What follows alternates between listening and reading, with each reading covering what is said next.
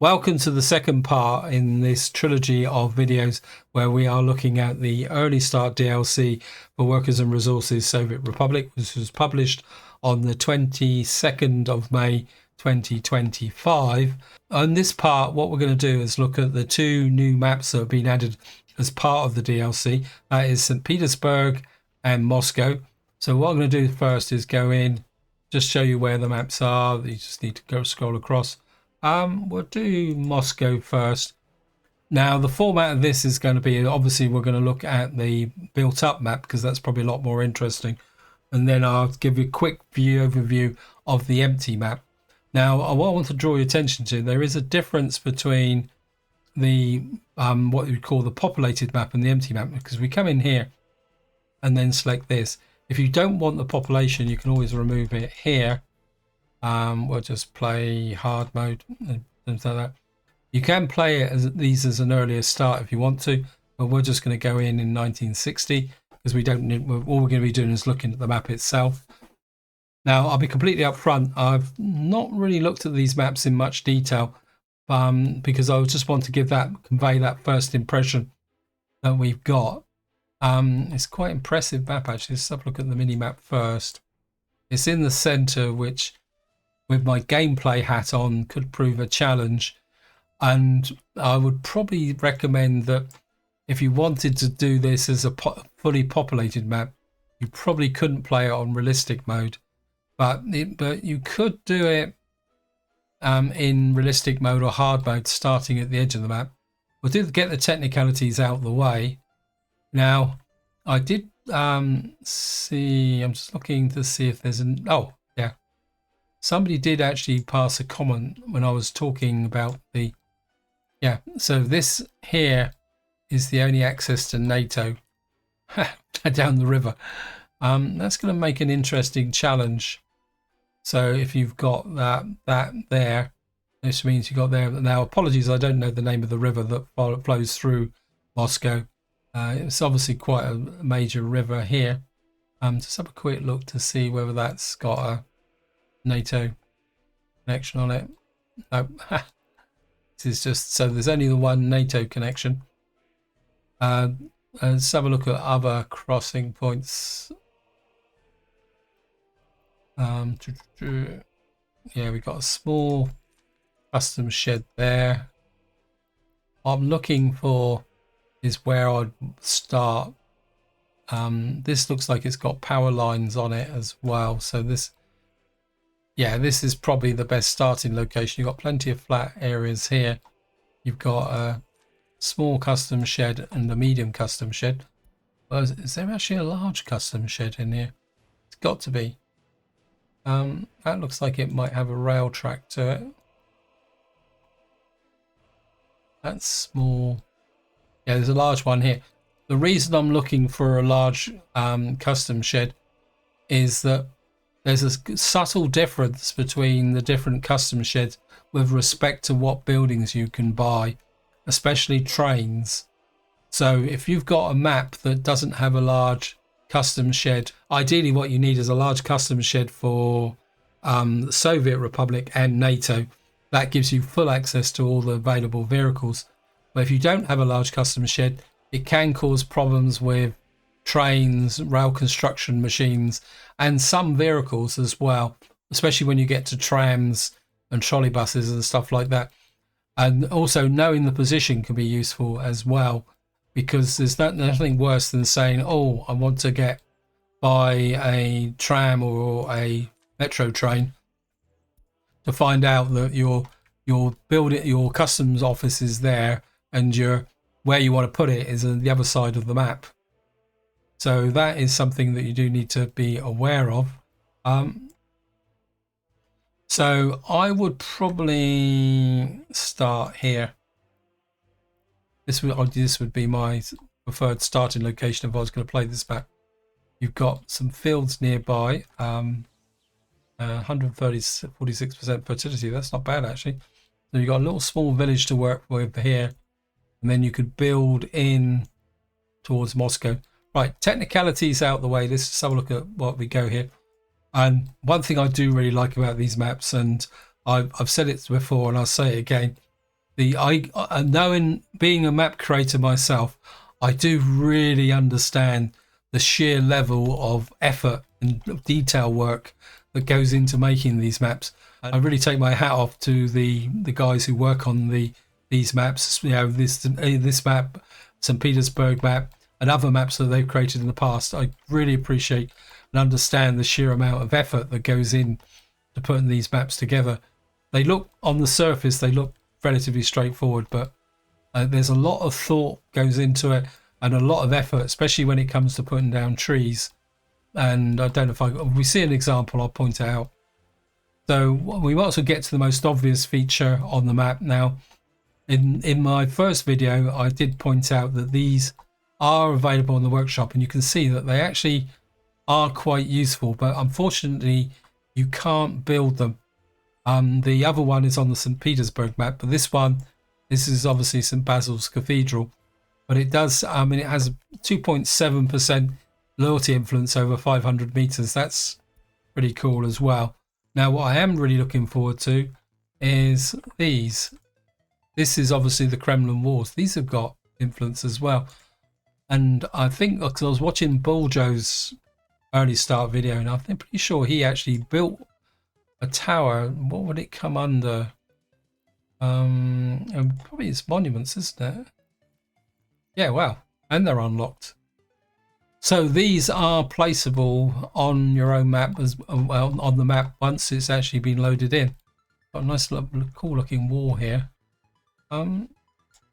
This is 2.4 over 200, so they're all 250 meters. That's 1.4 over 250 meters, the tower. But they've all got, I mean, that's pretty incredible actually. I'll be very tempted to build my own version of the Kremlin in my new series. What have we got inside of here? We got the Commoners headquarters.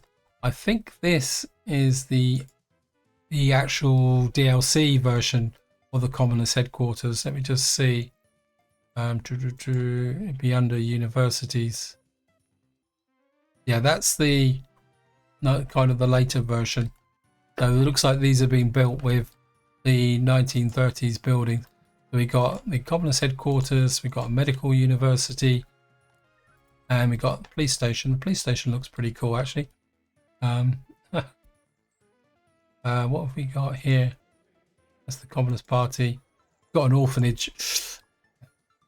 Town hall looks pretty good as well. Nice detail on that across the top of the roof there. The orphanages. Now, I'll be completely upfront. I'm not the greatest fan of orphanages, although I might reconsider using those because of their ability to help and fight crime in young children, because you can set the loyalty to whatever you want, and that can do it. The only downside with orphanages is that you can get a massive surge of population, and of course these are the new housing types which I kind of showed in the first video of this trilogy. Yeah, it looks pretty good. Got a nice little bus station here. And what you've got here is kind of a contrast. These are the workshop buildings that have been around for a long time, and these are the new ones are over this way. So we got a kind of contrast between the two. What do we got here? Got a nice Republic. Got a feeling this is the 1930s Republic Theatre as well. So you've got some there. Got a few churches in. I'm not seeing, of course, there are no utilities. So thing here, we've got some statues, small round patch. Of course, the fountains won't work because there's no water. Something else that some people don't realise is that fountains, if you put fountains down, they consume water. I think most of the suburbs here are just residential buildings. Could be a little bit of a challenge fitting in the extra buildings, but that's always a hazard when you start on maps like this. But it's a very good map though. I do really like it. I like these squares actually. Something that I might consider for my when I'm my next series is actually fitting these squares together. Like the farming communities. Let's have a look at some kind of little areas out on the edge of the map here. These are just like small villages.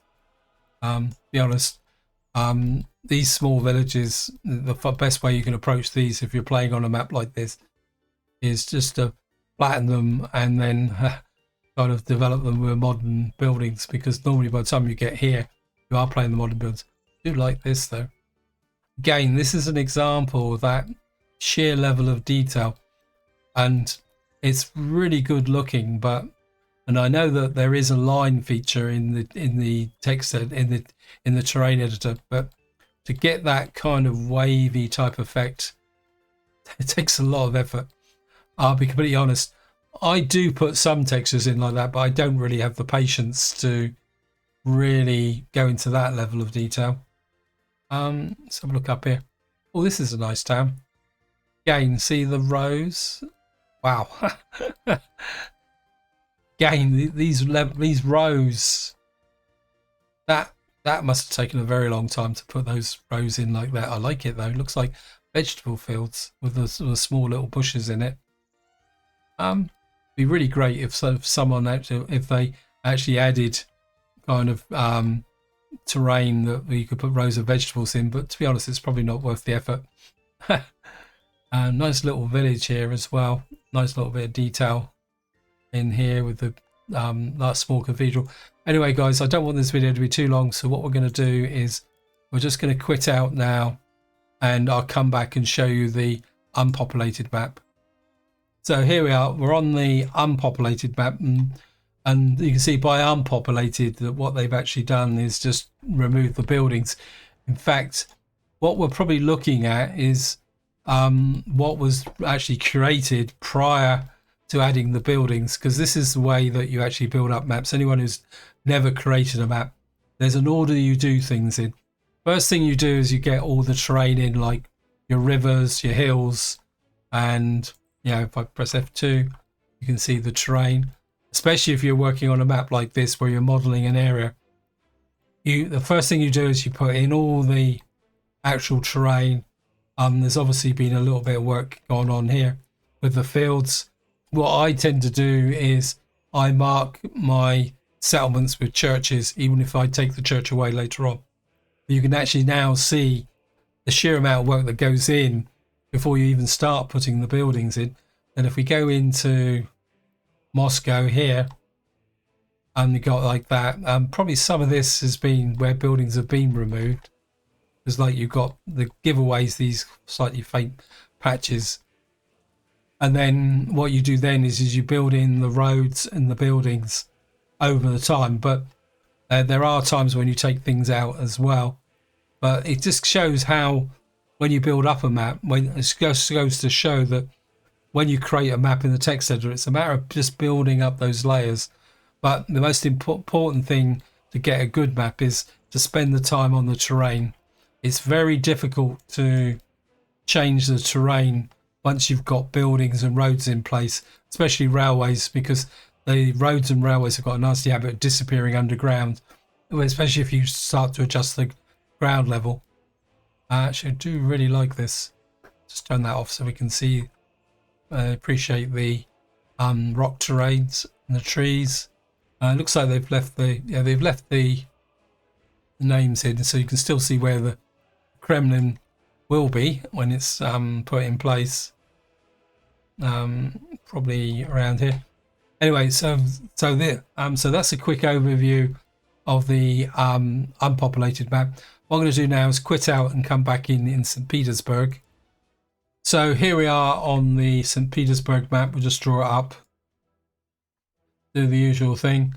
Looks like this one again is the only way you can access the west is by sea, but it's now reflected. Now I'll be completely upfront. When the two maps were announced in the community report, it was the St Petersburg map that really grabbed my attention, simply because I think it's called the Venice of the North. Correct me if I'm wrong, but I really like the idea of the waterway system running through the map. Now, looking at this, my instinct says that probably the best starting position is, oh, maybe it's not. Oh, yes, it is. We've got power supply, large custom shed, small custom shed, little community close to the border. Yeah, so if I was starting in realistic mode, this would be quite high on my list of candidates. It's nice and flat, so you could probably get a fairly nice farming community in here, which has been hinted at by this area here. I don't know, it looks like we might get a couple of...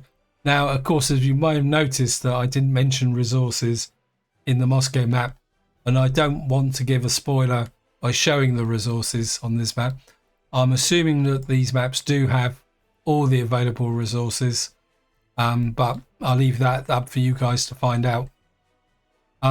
This one would be a little bit more of a challenge, but now if I was going to start in 1900, this is the place I'd come to. Yeah, we've got a small shed, small custom shed there, but we've got a nice working village.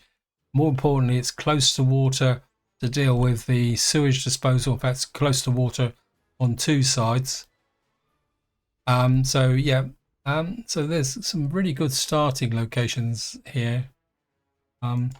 This one here, while it looks attractive, that's quite, oh, that's cool. I like that. It's a bit of a sucker trap in the sense that the farm is actually outside of the map here. So there's a farm here. This would be a pretty hard start to do because the drainage is a long way away. But I do like that. It kind of gives a little bit of extra texture to the border. This one, again, it's a large custom shed. Access, that border running down there would be a problem for the sewage, but you could still get to it there because the border actually drops off that edge there. Anyway, so some very good starting locations. Obviously here is the hint of what would be the port, hence the kind of very angular shape here. So this would be your main port. It's quite nicely located to the border for both West and Soviet and West. Looks like there's you could build quite a major port facility all around here. Actually, be an interesting challenge. Let's just get into the centre of St Petersburg. Now, of course, there are some very prominent buildings in St Petersburg, but I'm not sure that they're going to be actually on here. Is it the Winter Palace? I can't remember now what they are, but so this map, compared to the Moscow map, this map looks a little bit plainer, but it's got some nice building layouts here. I really like this. This is giving me some ideas for city layouts like this as well. You could get a nice kind of waste collection in the centre there to service all these buildings. Over here we've got the church that I showed in the first part in the terrain editor. So this isn't buildable, but I suppose technically if you wanted to build a Kremlin in the north you could do it. Where is it? Restaurant. I can never find the... Yeah, you could build a Kremlin in the north if you wanted to. Got nice fence here. Now, I'll be completely upfront. I kind of have mixed feelings about fences and walls, but this looks really nice. I think it's representing the fortifications. So probably in the past, this would have been a fortified bastion because it's on an island, so it'd be a fortified island. Yeah, the real problem with fences like this, they can get in the way and they're very difficult to demolish in realistic mode. And also they can sometimes be a little bit tricky to build, but I actually quite like that fortified island. Let's have a look over this side. This is a bit more open, kind of gets a nice spacing here for infrastructure as well. whilst having a fairly pre-planned grid type road layout. Little bus stop there. Kind of.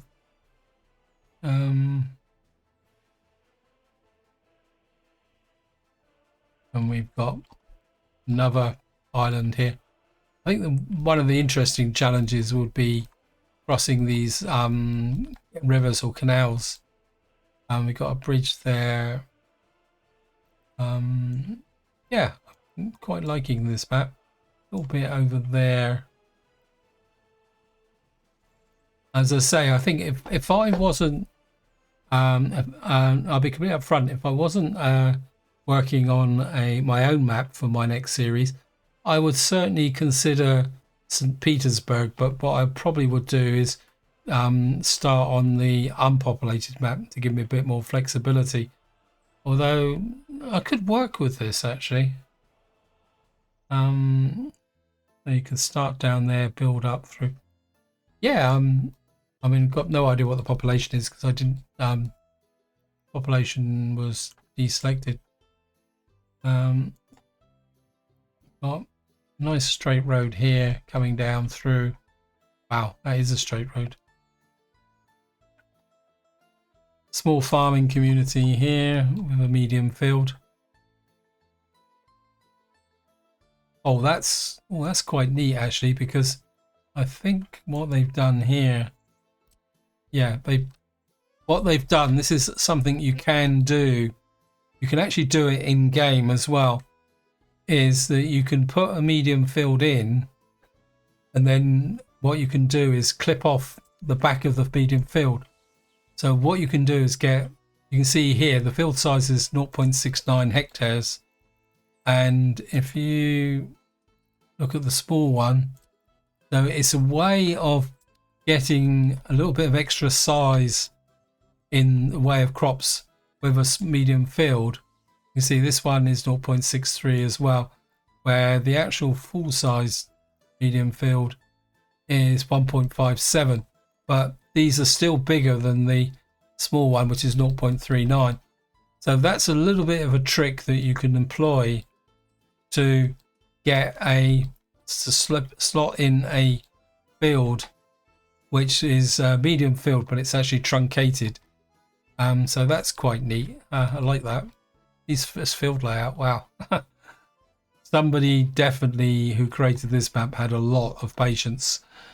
As I say, I really appreciate this, but I have tried to do this on my own custom maps, but I generally give up after a little while because it does take a lot of effort to get this kind of layout, but it does look really good when it's actually finished. Yeah, so oh, this is quite an interesting village as well. It's a spiral. Wow, never ever thought of building a spiral village. Oh, you can see you got a road coming out like that, and it's almost geometric as well. I think somebody did a lot of calculation to get this done. That is pretty awesome actually. Never ever considered doing that. I don't know if that exists in real life, but that is something something special, that is. Anything else that's got unusual features on it? I like this actually as well, with the fields inside kind of well spread out, and it's all done here. And one top tip I will recommend, guys, is if you do work on a map like this, keep your churches. They can help boost your happiness over time, and they don't have that much effect on loyalty. So you keep the churches. Anyway, guys, the video's getting a bit too long, so what we're going to do now is go out, come back in for a quick look at the unpopulated version, and I'll see you in a minute. So here we are on the unpopulated version of the St. Petersburg map. Obviously, the farm here is still here, so obviously the buildings have been cleared away. But you can still see the field outlines here. Looks like we've got that village. I think it was up around here, wasn't it? Spiral Village. So you've got the road field patterns. Sure, it's in this area somewhere. And obviously the spiral was done at the time when the buildings were put in. Oh, this is residual because this is the fortified island. What's that called? Peter and Paul Fortress, yeah. You can actually see the text now on here. It looks almost like the fortress map, the large cathedral was removed. So maybe somebody's got a little bit of a sense of humour here. But create a heart-shaped. I like that. I really enjoy. I know it doesn't look right, but I like little kind of senses of humour like that in on a map. It just kind of makes them more amusing. Obviously, the villages are kind of maybe put in with trees. Yeah, as I say, I'm very tempted. I think this is a very playable map.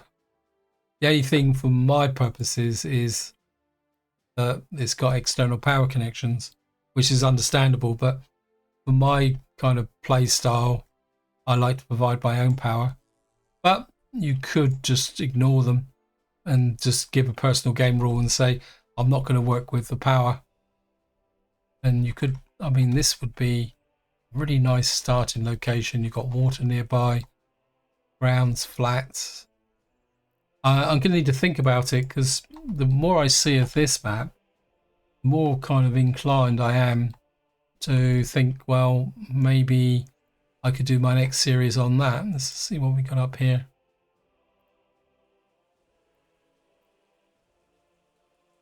Yeah, wow, this has got 2 power supplies in it.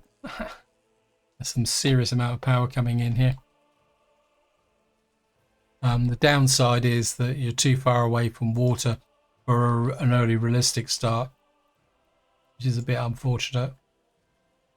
And that one, so I think from a early realistic start, 1930s,